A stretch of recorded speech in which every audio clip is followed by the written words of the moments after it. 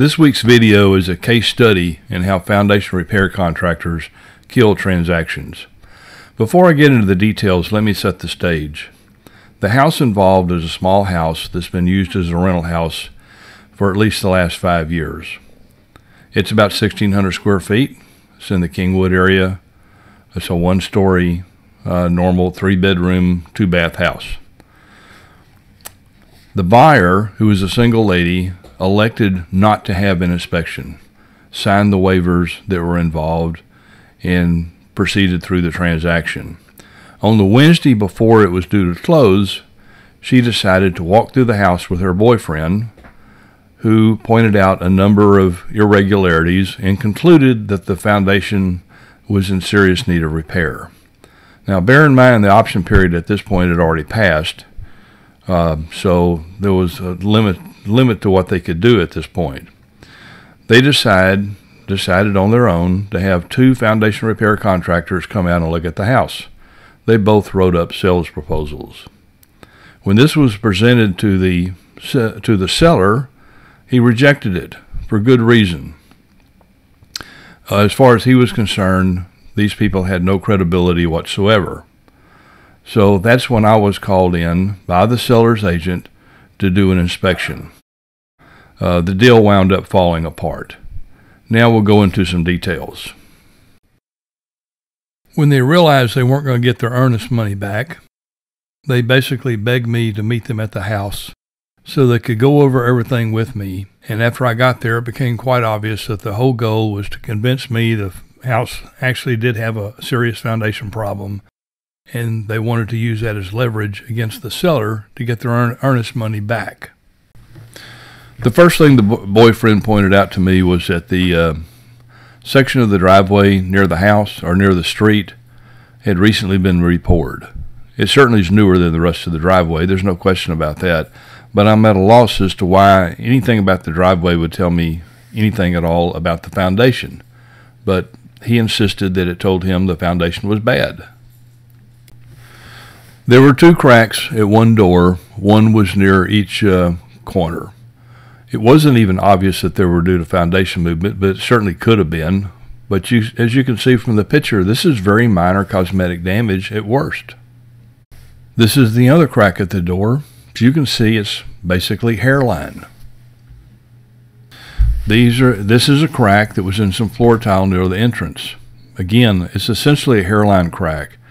And frankly, on a 35 to 40-year-old house, the floor tile applied directly to the slab the way it's normally done, it would be amazing if there was no crack at all and never had been. I would be utterly surprised. This is an overhead garage door, the right-hand side, and if you notice, there's a piece of trim that covers the gap between the jamb for the board and the brick. Again, the boyfriend thought this was a sure sign that there was a serious problem with the foundation. This is the left-hand side over the overhead garage door, and obviously there's no trim there. But notice something else about these two views. On the right-hand side, the door jamb comes up to brick, which is hard to make it fit real tight. The left-hand side, it comes up to siding, which can be precisely cut so that it fits much tighter. It's quite possible the carpenter simply thought there was a need for a piece of trim material on the right side and no need on the left side because of the 2 materials that were involved. Here there's a brick veneer wall that has a crack in it. Can you see it? It's hard to see because it's very small. But here is a much larger or closer in picture, and you can see the crack, and obviously it's a little more than hairline. He was also thought that the fact that some of the bricks had cracks in them was of some special structural significance as well, whereas the reality is it's just the way it was made. Here's the most remarkable thing he told me about the cracks. He wasn't disturbed that they were there. He was disturbed that there weren't more. He insisted that because houses of this age usually have lots of foundation-related damage, the fact that there was only one tiny crack on this wall was proof positive to him that the wall, all of the brick veneer on this one wall, had been completely redone. When I pointed out there wasn't the slightest bit of evidence that that was the case, he told me it was obvious because of what he knew about houses. There had to be more there. If there wasn't, it could only be because he's covering it up. Everything in his mind was a cover-up. What is there to learn from all of this? One thing is to be wary of buyers who want to skip inspections. If there's no inspector involved, they're likely to seek help from friends, relatives, work associates, so forth. And these are all people who probably don't know what they're talking about, but don't want to openly admit that they don't know what they're talking about.